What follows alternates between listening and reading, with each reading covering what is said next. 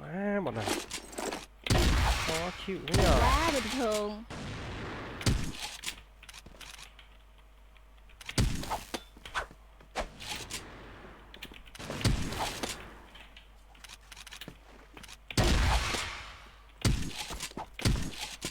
Quá bình thường. Tạm được. Hết chi diệu. Quá hư cấu.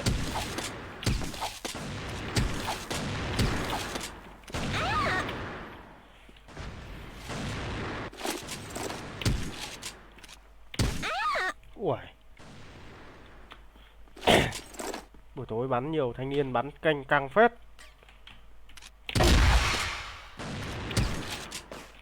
Quá bình thường. Cũng tạm được. Hết chi diệu. Nhiều thanh niên bắn ảo lắm. Quá hư cấu. Áo vãi chữ. Thí sinh tiếp theo mới hết vào đây.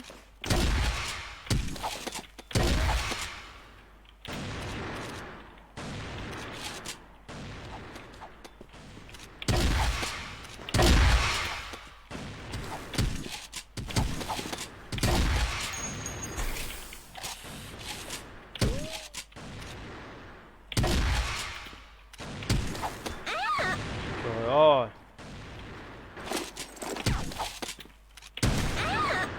Ui, đục 87 kìa.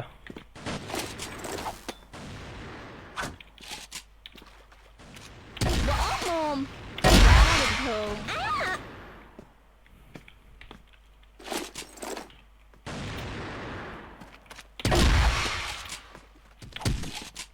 Quá bình thường. Cũng tạm được. Hết chi diệu.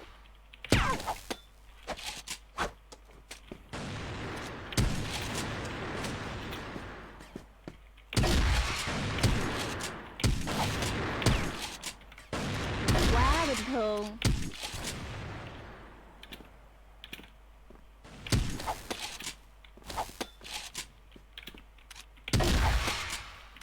Quá bình thường. Tạm được.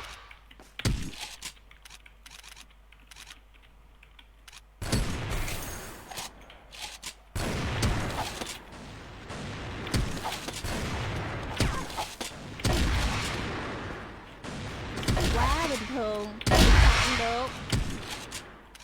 Hết chi diệu. Quá hư cấu.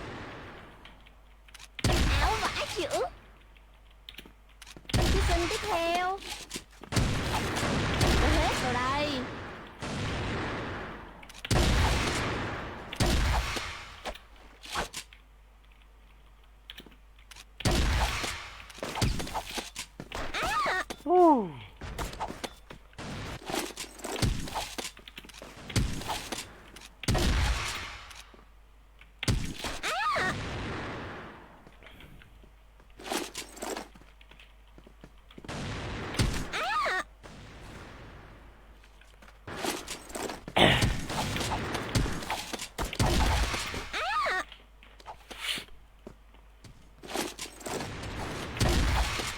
Quá bình thường.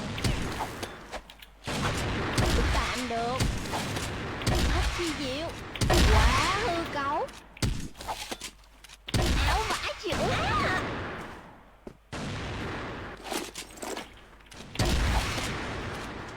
Quá bình thường. Cũng tạm được. Hết chi diệu. Quá hư cấu. Áo vãi chữ. Thí sinh tiếp theo mới hết vào đây. 140 đây.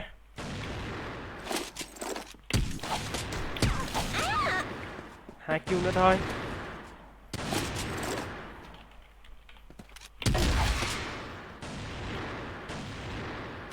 Quá bình thường. Tuyệt vời. Thắng rồi.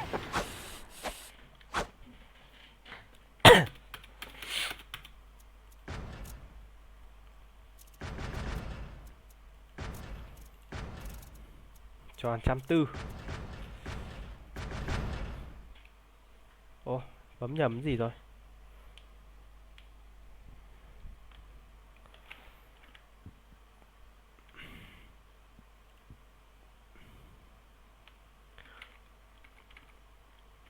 Chờ tí anh em ơi. Tôi bấm nhầm vào cái gì ấy. Bấm nhầm vào theo dõi rồi. Cần hỗ trợ. Yểm trợ tôi.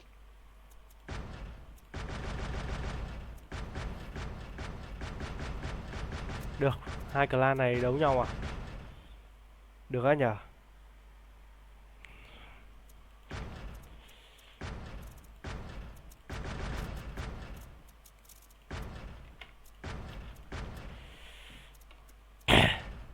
À, có Discord luôn.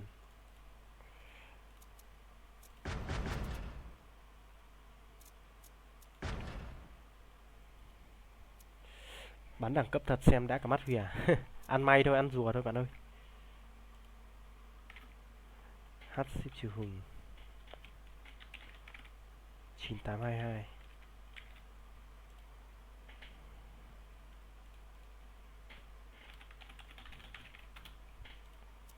Vô luôn.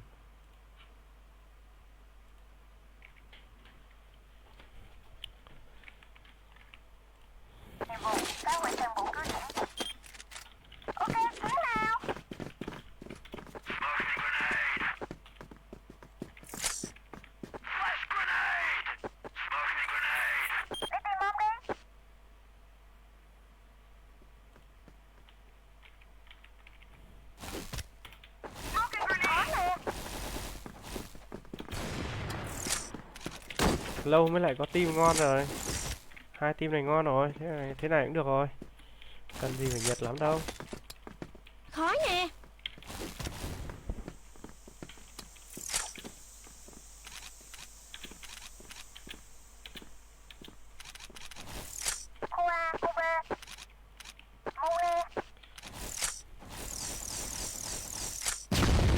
Úi giời. Mu nè. Lựu đạn nè, né đi.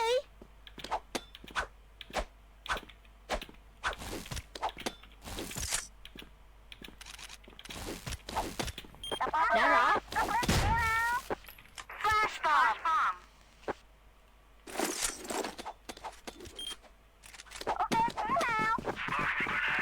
Alo. Lô nghe nghe. Rồi. Có đăng like không Quy? À, có. Nhớ gánh tôi nha. Ủa, Huy nè, Like nhà thấy hình như Huy cái gì ra? Huy gì không ta? Like Quy hay livestream nha đó. em thấy quen. Tính rồi khẩu nào săn rôm. Khó nè.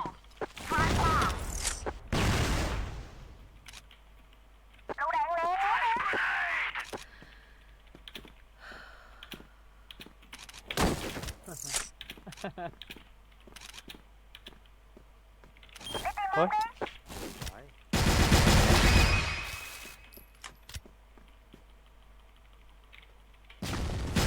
Quá bình thường. Nivea bản này bắn sao không được á. Chắc chỉnh lại quá. Coi trên YouTube á chỉ chỉnh từng lưa. Để giờ em chỉnh Quy có cái bản nào hay hay không? Chỉ cái Quy, hoặc là bán rẻ cũng được.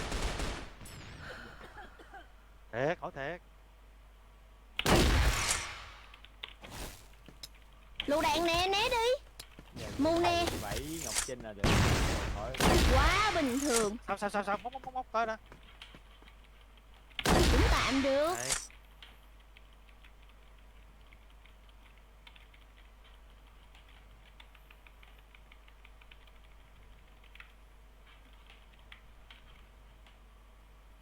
Áo thằng Tèo không biết đường nào luôn hả? Vãi trưởng.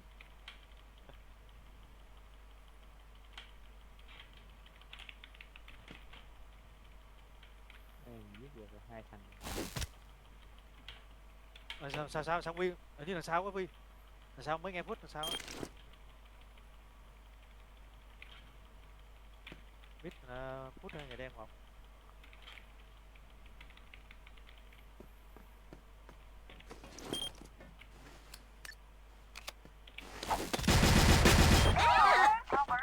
Ba chín hai. Hai thằng chỉ súng luôn. có bản đi ra không Huy? Cần hỗ trợ. Tôi có cài đâu. Để bình thường hết mà.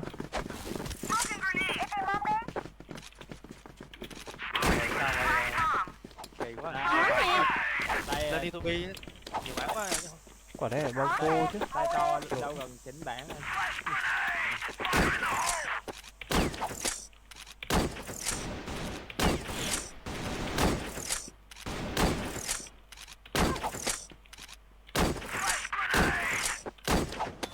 Ui. Có thêm một. Hama ấy dính Lựu đạn nè, né đi. Má một tiếp kìa, má một tiếp, bỏ cho bom vô. biết nó hai thằng luôn. Vỡ mồm. Mom anh Ui cầm bê luôn rồi. canh cái Má một tiếp, chết chưa. Hama chưa chết đâu. Carao này, carao phay mà phải không? Phải Đúng không?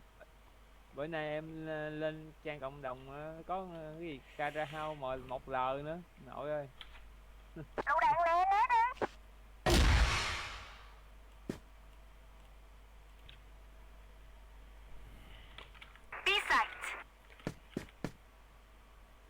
Giờ biết cót chưa?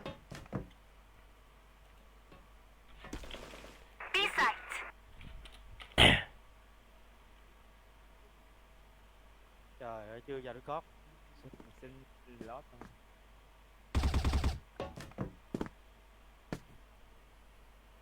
Ốm rồi. Thấy người nóng rồi đấy. Khó chịu đấy. Rồi vô Rồi ok rồi, kích lót cho Đạt cái. chưa rồi xin thằng nào winner luôn. Có thằng này C gì kìa. phải Quả đấy mình đặt bom kín là sẽ clear được. Tại sao mà mình đi đặt bom phô làm gì nhỉ?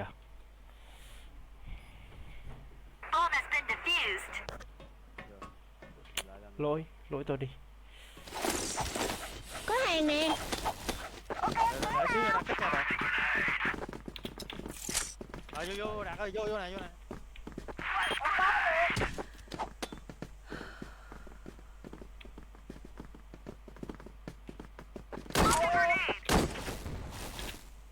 Khó nè. Mày hơn ai hả? hơn mày được rồi. Không chết hai hả? Lựu đạn nè, né đi. Hama có bên trái kìa 78 anh, 78. Hai thằng bỏ lên.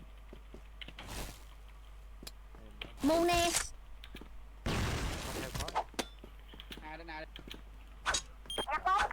quá. Qua. Nga được á.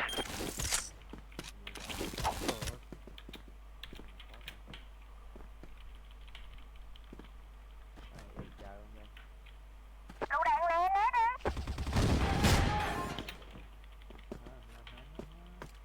có nha. Alo em ơi. Rồi mà cái đội nó nón lá. Vô kìa. Là bom mà e. Còn vô A rồi, vô A phụ đó kìa. ơi Hama mộm ra nè Còn trên còn. Nghe mom 78 ơi. Cao A. Cao A. Quá. Núi A. Này nữa. Tí để nó clear. Tưởng gì Yến chờ tôi.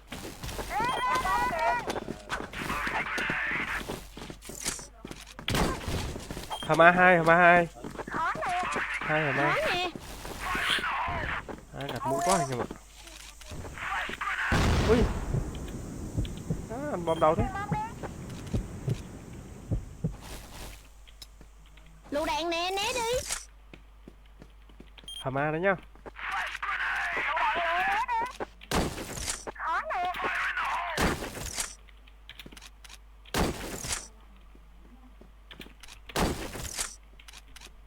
Cửa A phải một.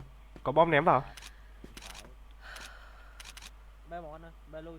Ê, Ném bom nổ vào phải cửa A hết. rồi. Không yếu rồi á, mà nó chỉ chết. Mid nó snip nha, mid nó. Ơi, trộn má tính chém ông nội ơi. Nó thò. Vào A đi. Mu nè. Hàm A núp thùng.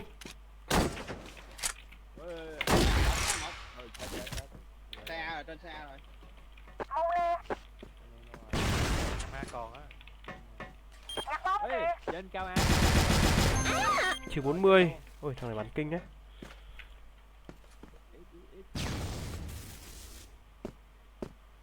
Ngắt rồi.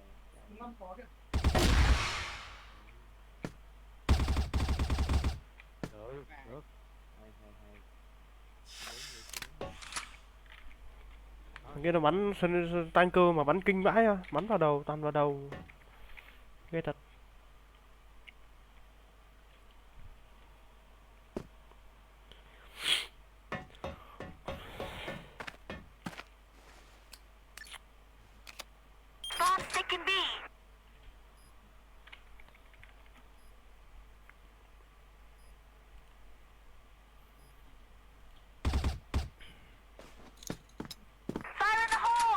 Đi mồm rồi. Mờ mờ yếu máu rồi, trúng ngay đầu. Đậu đó rồi. Nó ngay. Nice. Cơn hỗ trợ.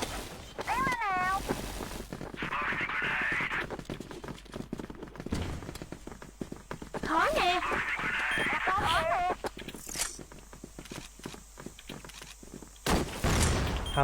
Hàm A.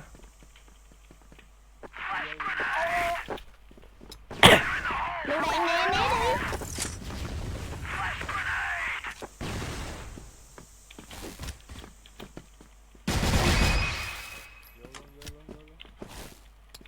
Mu nè. Vào A đi, vào cửa đi. Má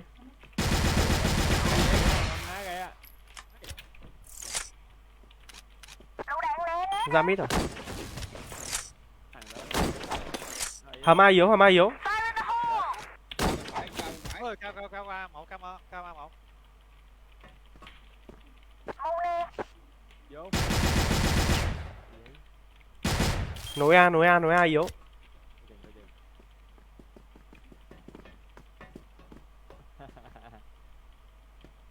Đây nãy vô thấy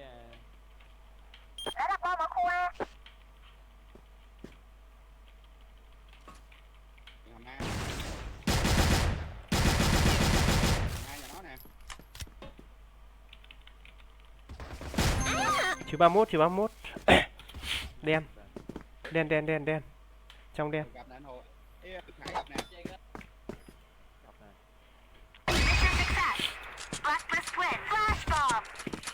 Ma mệt thế. Phải này đi khác ta. Thấy Đúng không? về Sau lưng. đứng lẹ tự nhiên lên đá. Khó nè. Khác nha. Khác rồi đó. Mid nó một snip. Ném bom vào phải cửa A ấy. Có thằng nó hay núp ở đấy. Lựu đạn nè, né đi.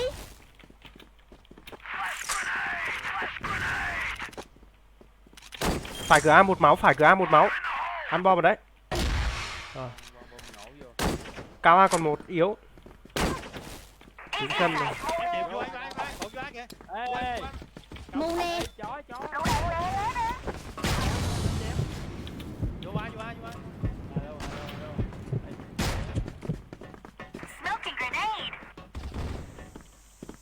Hoàng tính về cái nó lá mà nó Má trừ 72. Lá là biết người Việt Nam liền quá. Hẹn về. Đó là. quay trúng AK đó. Tùy con lá nè. Em nói cái AK đó. Trời ơi. Khó nè.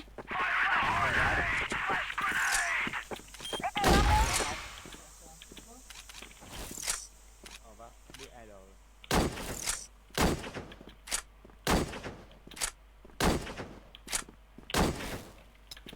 Lựu đạn nè, né đi.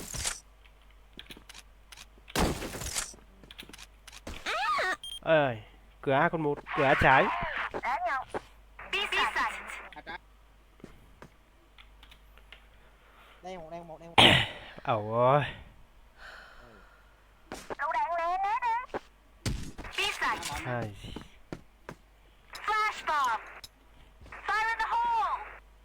Đi gió vô đi. Tiền chó vô.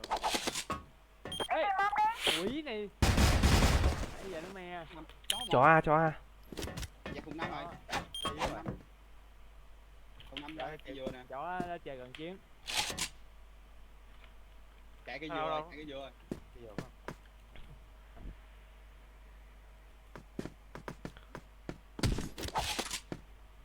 Vậy núp nó cần chiến.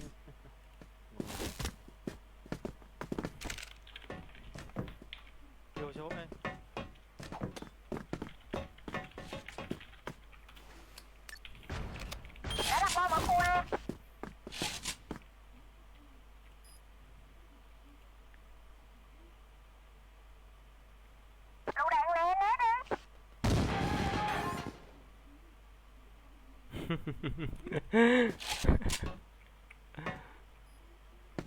Mấy ông này đá like rồi.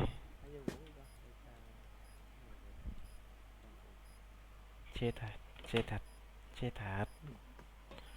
Rồi nè. Lon quẩn mẹ. Núp rồi. Bỏ luôn.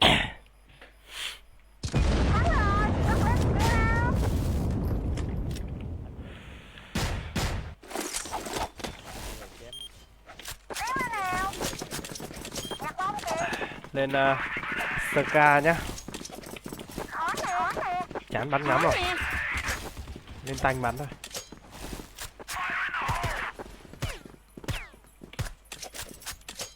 Hay ông ơi.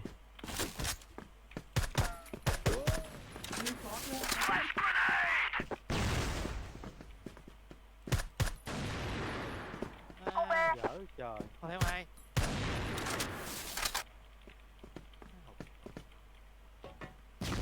Sai bi.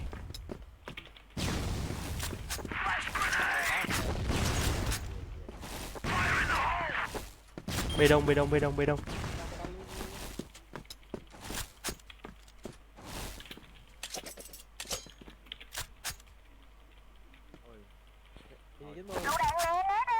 Đen một, mid nó một. Rồi. Ép đều, đừng ép từng người. Bây giờ đen một. Trong đen. Ê, trong đen kìa. Vỡ mồm. Ui, nó này còn đen á, giờ chết rồi. Mid. Một.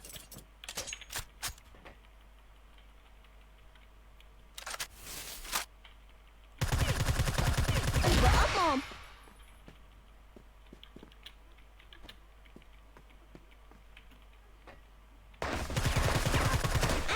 Ây, sai B. Chạy hồi sinh nó. Sai B đầu hầm á.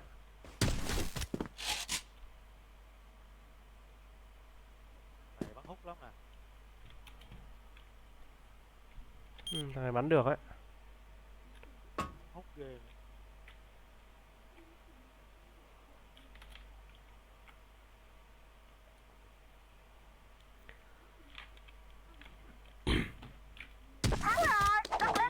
Hay thế nhỉ. Tiếng bắn về này. Hack não ghê. Đọc vị đối thủ.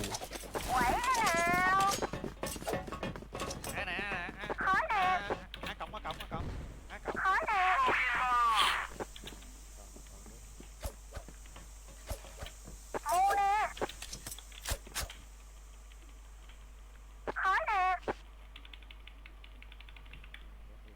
Khu A.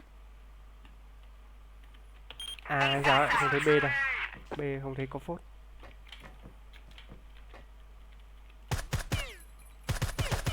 Nó có rồi nha. Cẩn thận đánh A đấy. Về A hỗ trợ thôi.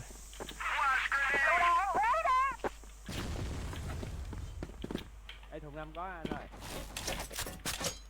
Ui. A lên, A lên. Thằng Bạch Quỳnh từ 51. Mẹ mà đâm á. Khói nè. Đó. Lựu đạn, né đi. Có nhà em 5 2 3 thằng á. Dưới.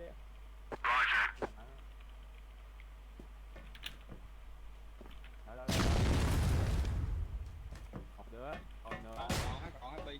Nấp lên, nấp luôn đi. Để. Thùng 5 còn nha, thùng 5 còn 2 gì đó.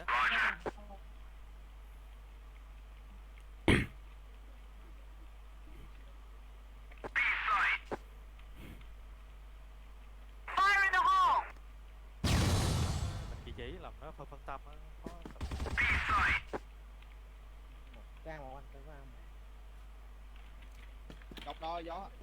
Mẹ còn nha, dưới ăn đi mẹ còn đó.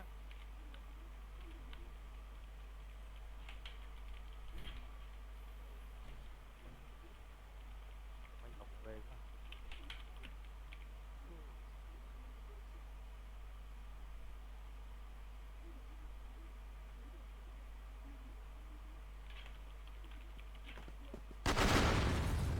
A này, A này, A này, A này.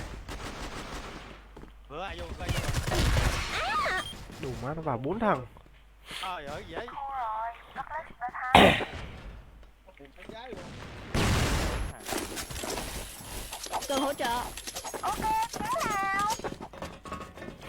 Xếp vào trận bị out ra là lỗi gì vậy anh? Xóa đi tải lại là nhanh nhất. Xóa đi tải lại cho nó nhanh. Theo tôi nào.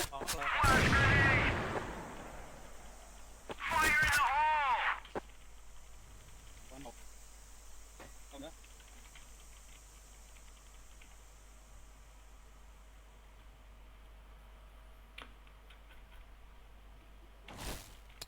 Khói nè.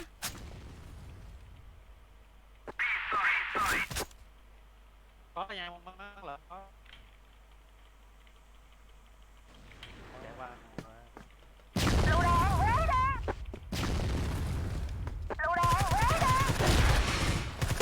Quá bình thường.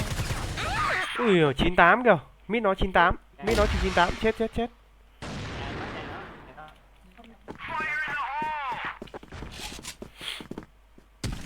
Ăn được 2. Một mồm thế là đẹp.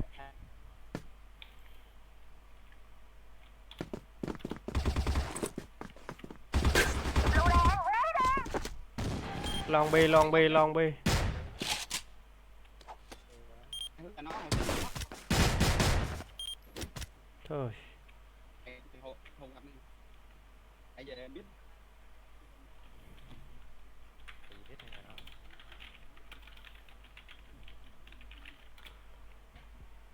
Gặp kìa, thẳng mặt luôn. Nó thấy rồi. Thấy anh. Trời ơi, một tí. Anh cứ nói là nó thấy anh đó.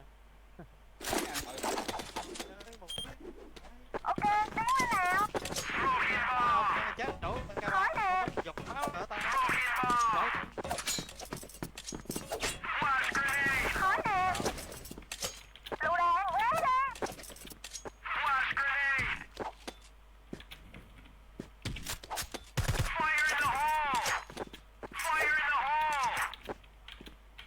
Ở đâu đấy?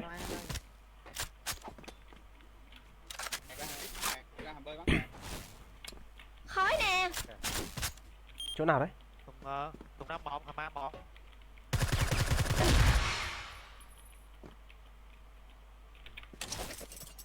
Lựu đạn, né đi.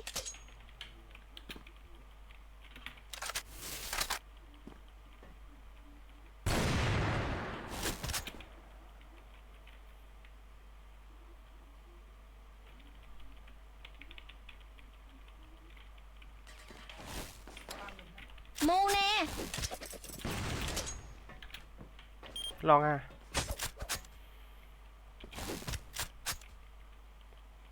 Hay ra chó bắn đang hàm A. Bàn thờ.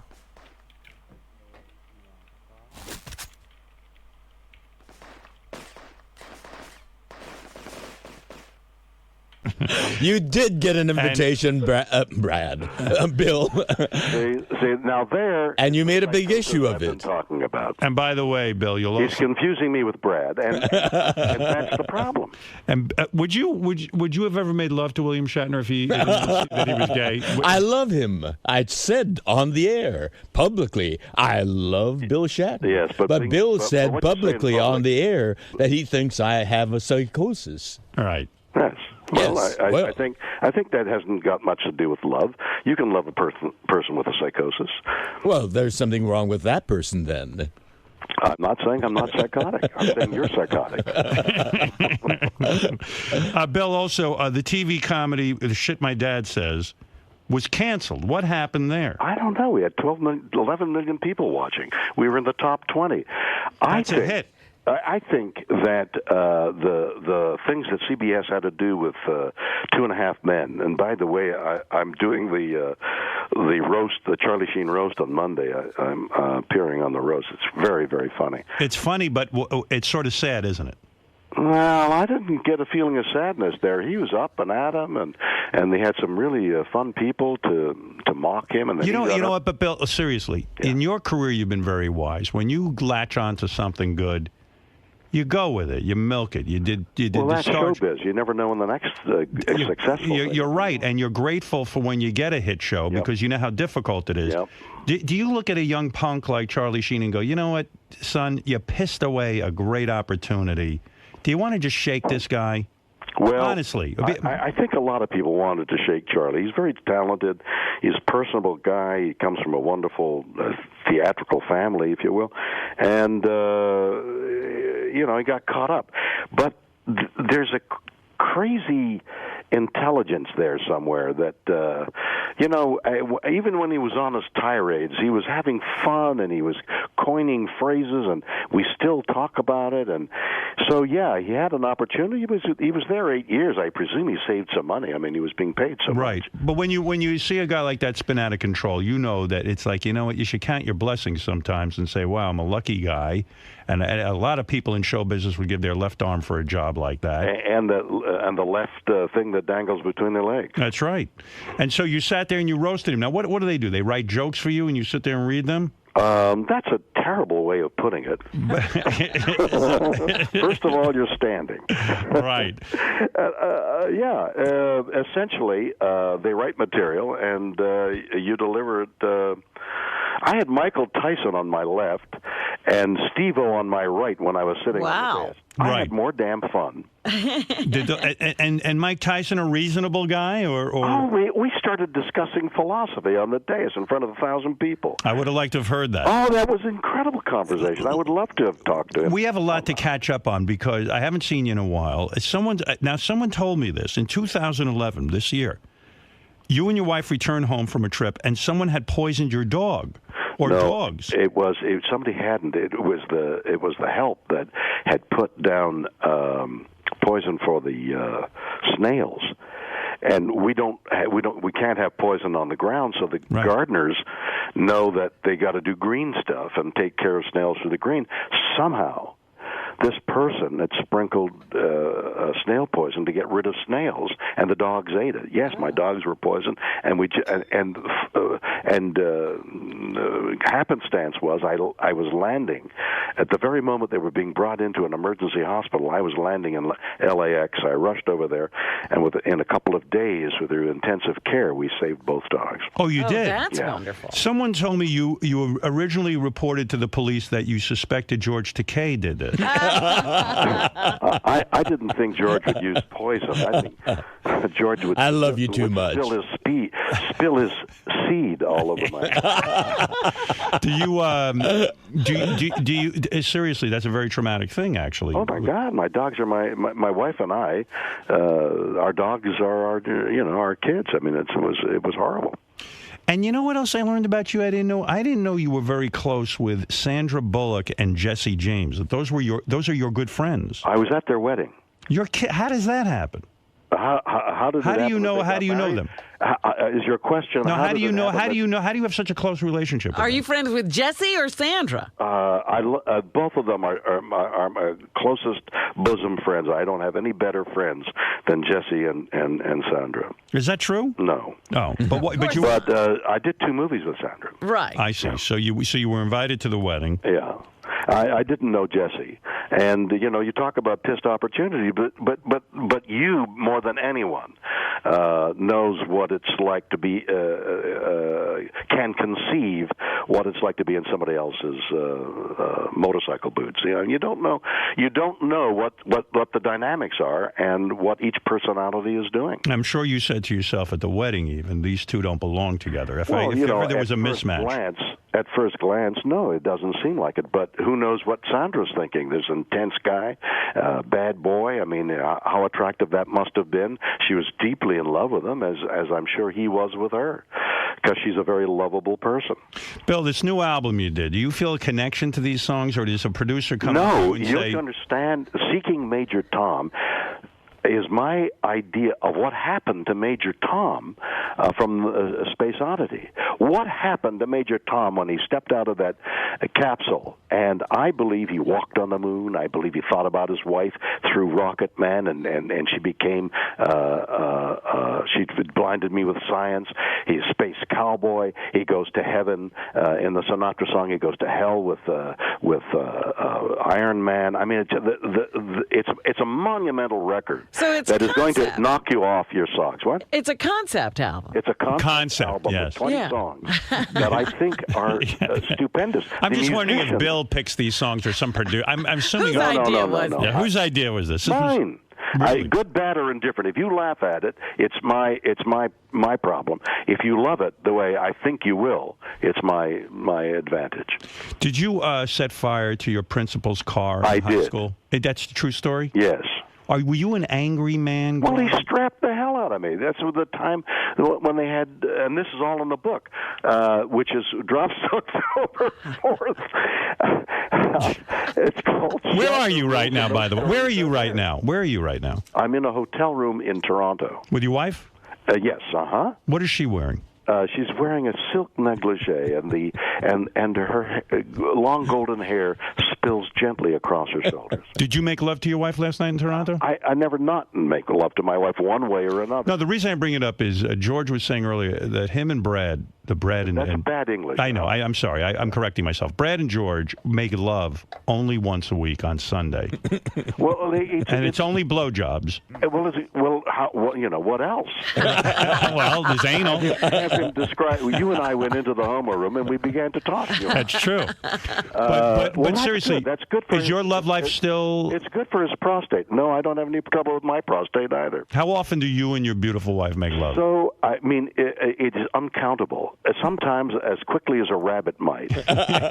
You know what lions do on the veldt? No, is the love making as much as it used to be, or More passionate and more loving and. I'm glad to kinder hear that. And sweeter. That's what beautiful love is, Howard. These are things I need. I'm glad that you and George have that in your life. I really am. Well, I'm sorry that you don't. I do. Well, there you are. I didn't say I didn't. How many times do you make love to your wife? I make love to my wife as often as possible, but I masturbated Well, last wait night. a minute. That made what once a month? I masturbated to babysitter porn last night. I'll be honest. Well, that's not good for your wife. You still masturbate, George? Yes. You do. How often? Just when I, get the urge. George, you're tongue-tied. Well, what about you, When I'm- Bill? And that's Bill, because he made love to Brad. Bill, do you still masturbate? I can't find it. Bill's new book, Mr. William Shatner, I should say.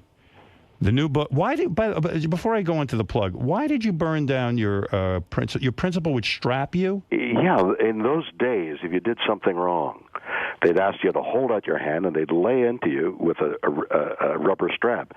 So my little group of people were so antagonized, we wanted revenge. And the police never arrested you for this? They didn't know I did it. Wow. Isn't that So something? you're turning yourself in. It's because the statute of limitations has run out. The police are all dead of old age. And the principal, when you burned down his car, was it the satisfaction that you really were after? He was raised to sainthood somewhere along the line. No, but seriously, did you get satisfaction from it? I think we lit a little fire and it didn't catch, and we just ran away. So. All right, I was saying you're some badass. That's beautiful. Yeah. Listen, Bill, let me just say this. William Shatner's new book, Shatner Rules, Your Guide to Understanding the Shatnerverse and the World at Large, is in stores October 4th. The power of saying yes. So Now, what do you mean by that? Yeah. What do you say yes to? Look, here's a perfect opportunity. Years ago, uncountable years ago, somebody said, be on the Howard Stern show. And I was warned not to go. I mean, it's terrible. He'll rip you apart. When I said yes. And in that time, Robin, you were there. Yes. Over the years, 20 years. It's been a lot more. It's been a long, long time you and I have known each other. What would have happened if I had said no? All this, and this morning would have not have happened. In other words, sometimes being open-minded and saying yes to a new opportunity can lead to something. Exactly, and even if it doesn't, to leave yourself open to life is positive. To say no and enclose yourself in, and that's the tendency as you get older, is the wrong idea. And my book, in a humorous and insightful way, tries to say that. So this is